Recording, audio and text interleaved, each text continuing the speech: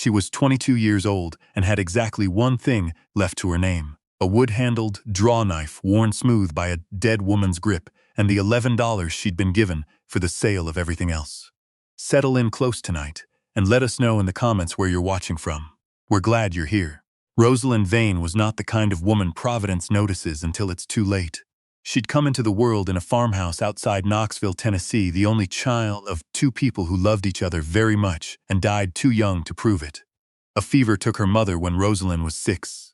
A mule kick and a bad infection took her father 3 years later. What remained was a 9-year-old girl with dark, watchful eyes and a habit of going still when the world got loud, the kind of stillness that reads, to the wrong sort of people, as weakness. She was sent to live with her father's older brother, a cabinet maker named Harlan Vane, who had a shop in the small Oregon Territory town of Millhaven. Harold was not a cruel man, in the way that men who enjoy cruelty are cruel. He was indifferent, which is its own particular kind of damage. He had a wife named Constance, who managed the household with the efficiency of someone running a ledger, and 2 sons of her own who filled every available space of attention and affection.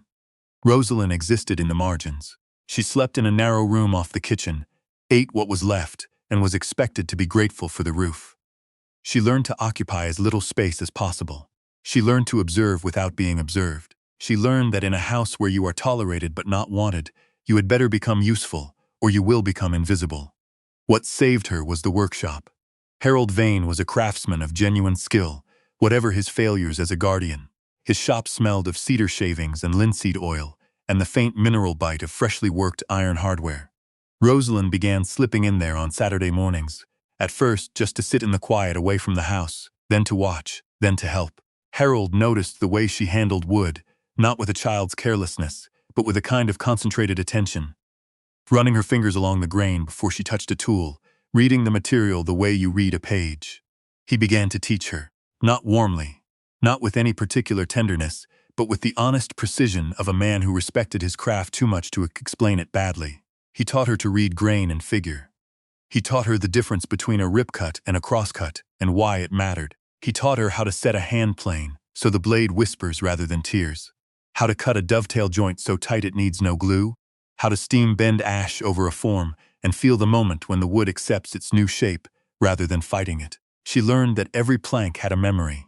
The rings of drought years, the lean toward light, the tension stored in the curve of a branch, and that a good woodworker listened to that memory before making a single mark. He gave her a drawknife he'd had since his apprenticeship, its blade thin and wicked sharp, its 2 wooden handles worn to a particular smoothness that came only from years of use. It was the first tool she'd been given rather than permitted to borrow, and she kept it wrapped in chamois cloth in the drawer beside her bed. When Harold died of a stroke in the winter of Roselyn's 22nd year, that careful, functional world ended with him. The end did not come loudly. It came in the form of Constance Vane, sitting across from Roselyn at the kitchen table, 3 days after the funeral, a cup of tea untouched between her hands, and explaining in a measured, reasonable voice that the shop and the house would, of course, pass to the sons. She said it was nothing personal. She said Roselyn had always been welcome, but that circumstances being what they were, it simply wasn't practical for things to continue as they had. She said she hoped Roselyn understood. Roselyn understood perfectly. There was a tool buyer who came through Millhaven every few months, a man named Drucker, who traveled the territory purchasing estate tools for resale. Constance had already sent word. He arrived the following morning. He walked through the shop with the brisk efficiency of a man who had done this 100 times, picking up each tool, examining it, setting it down with a small, decisive nod or shake of his head. He offered $11 for the lot, the planes, the chisels, the saws, the mallets, the marking gauges and bevel squares and spokeshaves. Harold had spent a working lifetime collecting. It was a fraction of what they were worth. Roselyn took it without a word. She packed a canvas sack, 2 changes of clothes, a small cook pot, dried beans, a tin of salt, a block of matches, and the drawknife, still in its chamois cloth, tucked along the bottom where it would not be jostled. She walked out of the house on a gray November morning, the air smelling of wet pine and wood smoke, and did not look back. She had $11, a dead man's tool, and no clear direction. She walked south. 2 days down the post road, she came to the town of Harlan Creek, a settlement that had the look of a place that had been reaching for something and not quite arrived. The main street ran along a rushing creek bed, sawmill at one end, a small courthouse at the other, and a row of storefronts in between that were either newly built or in various stages of being abandoned, sometimes both.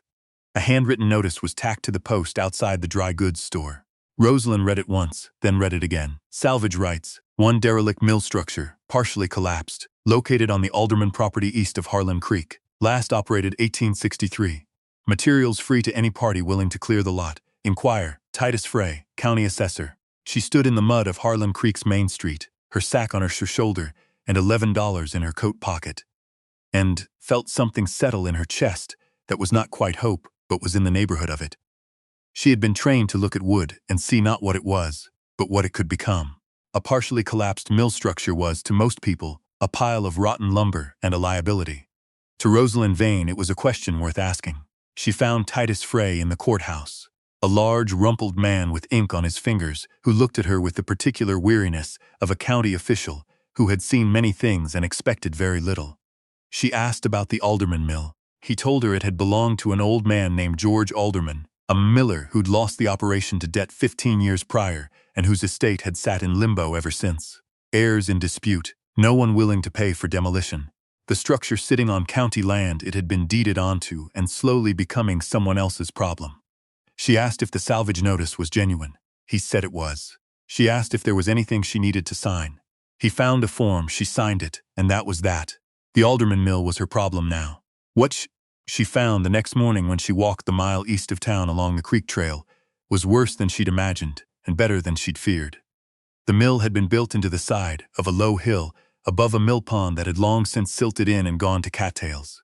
The main structure was 2 stories of hand-hewn timber framing, the kind of construction you didn't see anymore. Massive white oak beams, mortise and tenon joinery, pinned with locust pegs, walls of vertical plank siding that had weathered to a deep silver gray.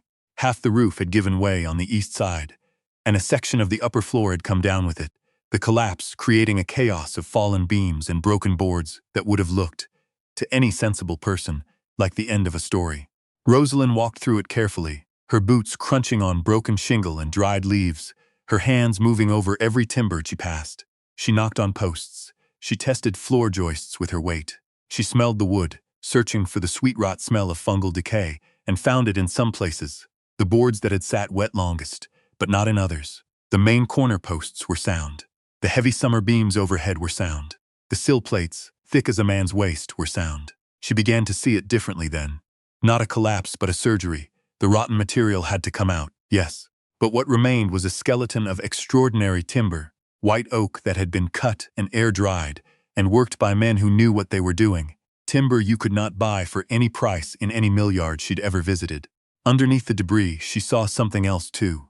The millstone, cracked in 2, but still present. The iron shaft assembly, rusted solid but intact. The wooden gearing, mostly destroyed, but with several original pieces still identifiable.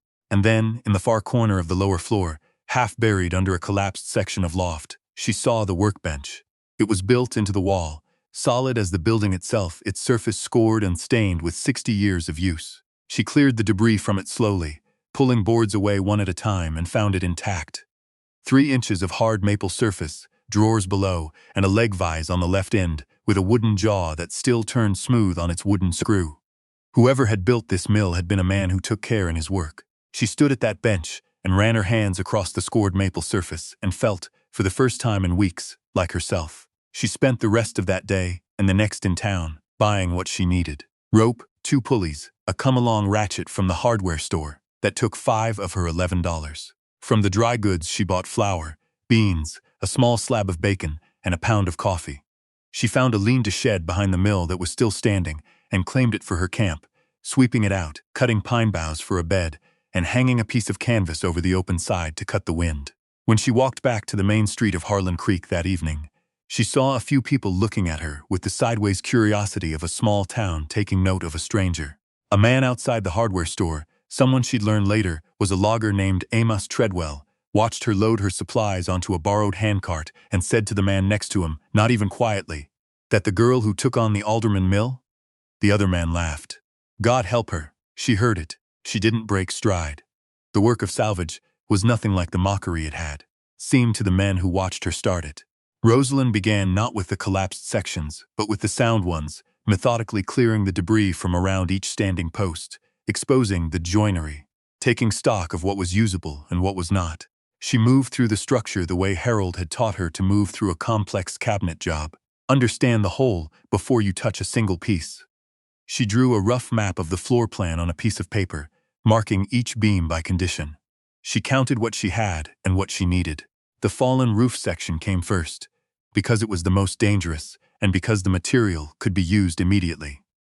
She rigged the come-along to the highest sound beam and used it to lift each fallen rafter, one at a time, lowering it controlled to the ground rather than letting it crash. It was slow, precise work. It took 3 days to clear that single section, and when it was done, the sky opened up into the space where the roof had been, and the light fell differently across the old floor. And she felt, for the first time since Harold's death, a small hard knot of satisfaction in her chest. She found the compartment on the 5th day. She had begun pulling up the worst of the ruined floorboards in the collapsed section, planning to reuse the sound ones for patching.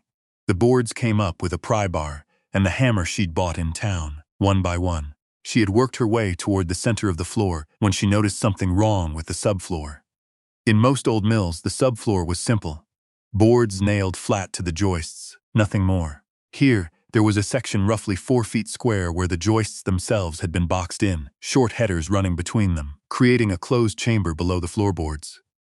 She tapped the floor with her knuckle solid. She moved a foot and tapped again.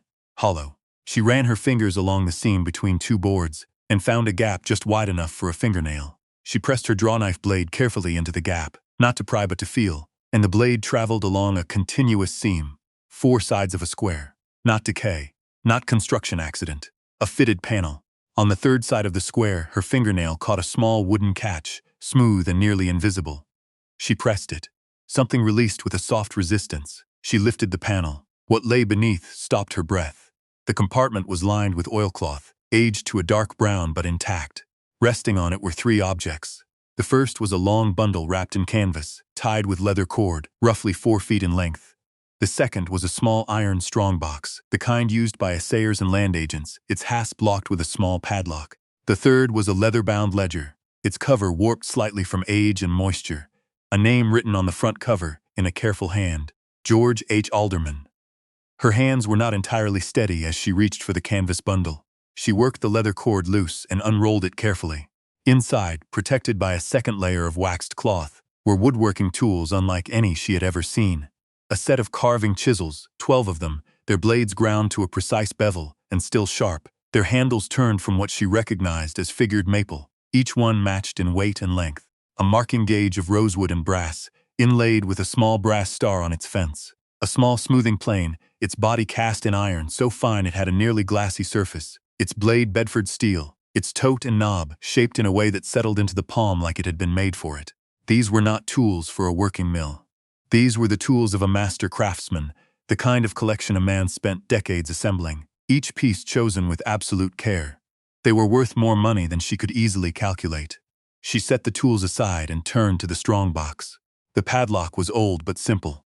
She found a small nail in her kit, and working with the patience Harold had built into her over 10 years, coaxed the tumblers open in less than 5 minutes. She lifted the lid. Inside, packed in a folded piece of chamois cloth, were gold coins. Liberty Head half-eagles, $20 double eagles, a mix of denominations worn smooth by circulation but clearly genuine, and below the coins, folded into a careful square, a document. She unfolded it slowly. It was a deed, handwritten, notarized, dated December 1861. It conveyed the Alderman Mill property and the 12 surrounding acres of timberland to one Ruth Alderman, in full, as payment of an agreed debt. The debt was described. A personal loan of $300, made in October 1861 by Ruth Alderman to her employer, a man named Josiah Clement Briggs, Commissioner of Harlan County. Roselyn sat back on her heels and read it again. Then she opened the ledger. George Alderman had been a careful man. The ledger covered 20 years of mill accounts, shipments, and payments, the handwriting growing more compressed as the pages went on, as if he had tried to fit more into less space. The final 30 pages were different in tone. They read less like accounts and more like a record, systematic and deliberate, of the months surrounding the mill's failure. George Alderman had written down everything: the loan his wife Ruth had made to Commissioner Briggs in 1861, the deed she had been given as security, The strange fact that when the mill fell into debt in 1863, and Briggs, as county commissioner, had overseen the proceedings, the deed Ruth held had been declared invalid on a technical error in the notarization. An error George Alderman was certain had been manufactured. He had written, "The deed was good when Ruth signed it." The error appeared after Briggs needed the property back. The mill had been taken. Ruth had died the following winter. George had spent the remaining years trying to prove what he knew and finding every door closed to him. His last entry was dated June 1871. "I am putting what remains here. If I cannot prove it in my lifetime, let whoever finds this do with it what they will." He had died in 1872. The property had sat in county limbo ever since. Roselyn sat on the floor of the ruined mill for a long time, the ledger in her lap, the deed in her hand, the coins and tools beside her. Outside, the creek ran fast over its stones. A jay called once in the firs above the mill pond. The light through the collapsed roof moved slowly across the old floor. She understood what she was holding. The tools, the coins. Those were hers by salvage right. But the deed and the ledger were something else. They were a case, an old one, 20 years cold, against a man who might still be alive, or whose office might still hold the power he'd abused. She was a 22-year-old woman with $11 and a dead man's drawknife.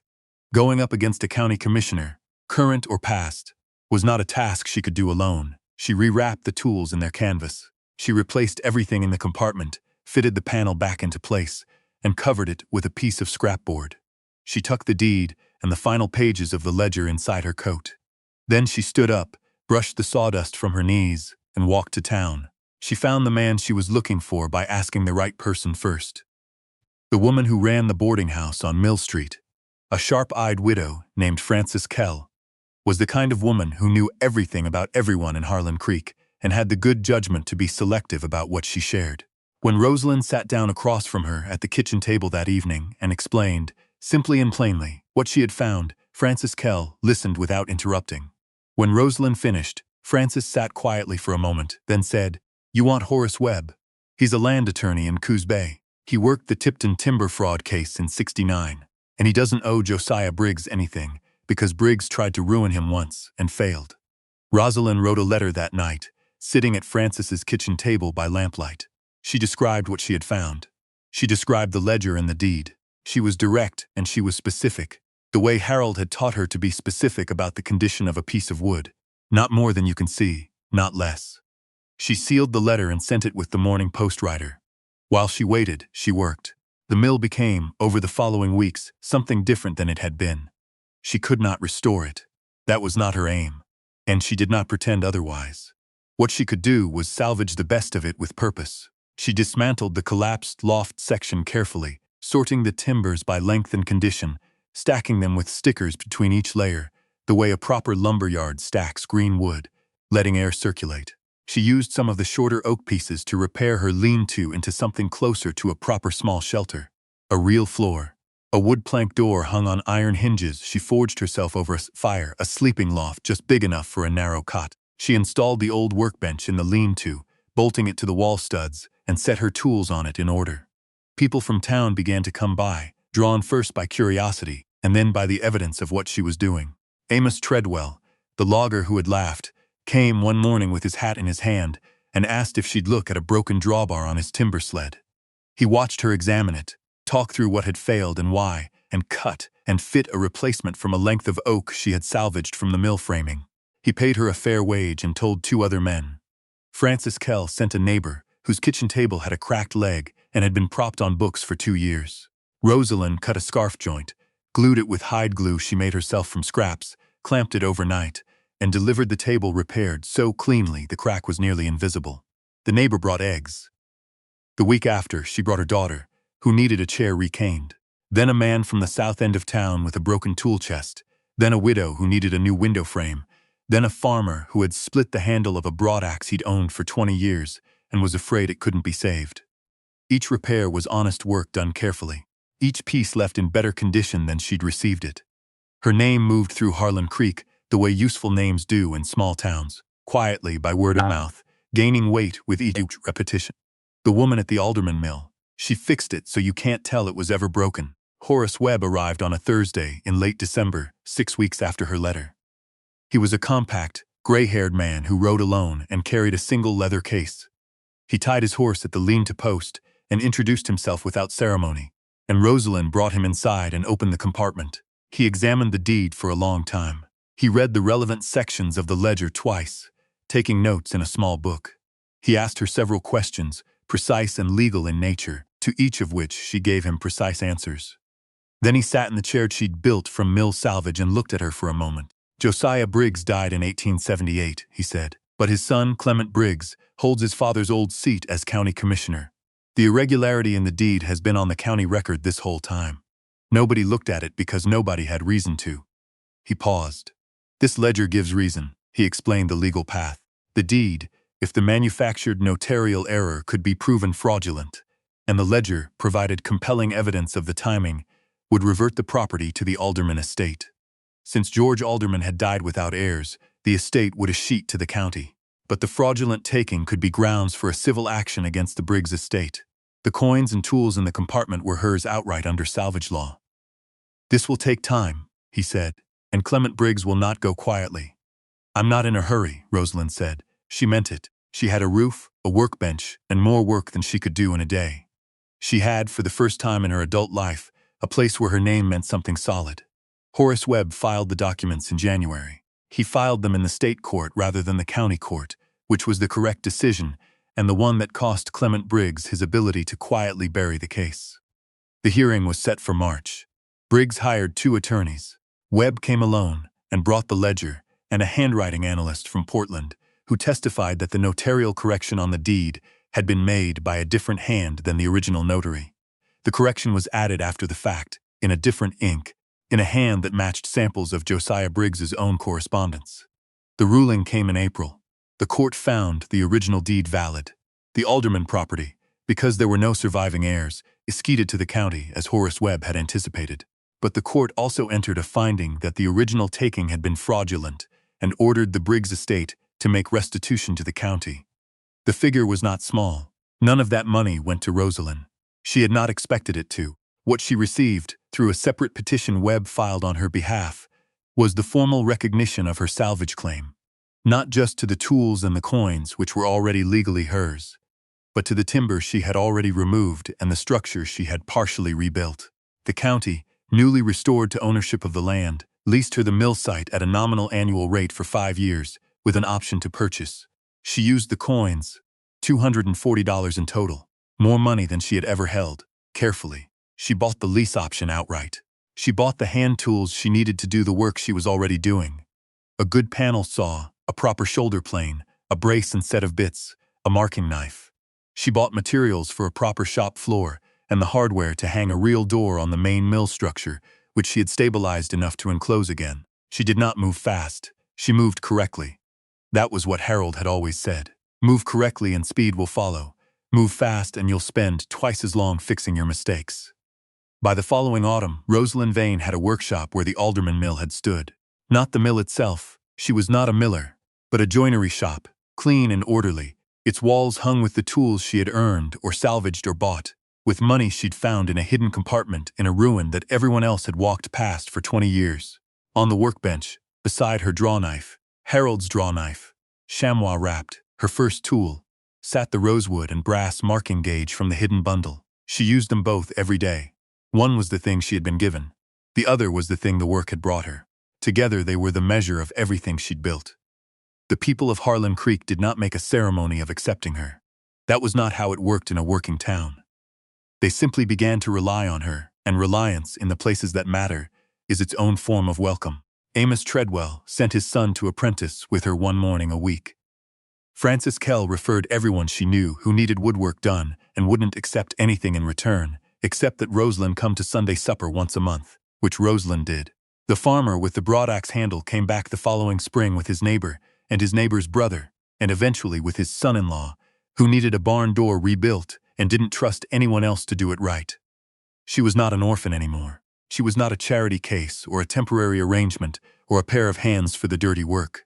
She was the joiner at the old Alderman mill. She was Roselyn Vane, and in Harlan Creek that name meant something. She had arrived with $11, a dead woman's instinct for good wood, and the hard-worn tool of a man who had taught her to see past what something was toward what it could become. She had spent most of those dollars on rope and pulleys and beans, had slept in a lean-to through an Oregon winter, had put her hands inside a ruined building, and read it the way Harold had taught her to read a plank. Not for what was rotted, but for what was sound. It turned out there was quite a lot that was sound. There always is, if you know where to look. And for our question tonight, we ask this sincerely, because we found that the best answers come from people who've actually lived it. What is something you found value in that everyone else had already written off? A place, a skill, an old thing someone left behind? Tell us in the comments. We read everyone.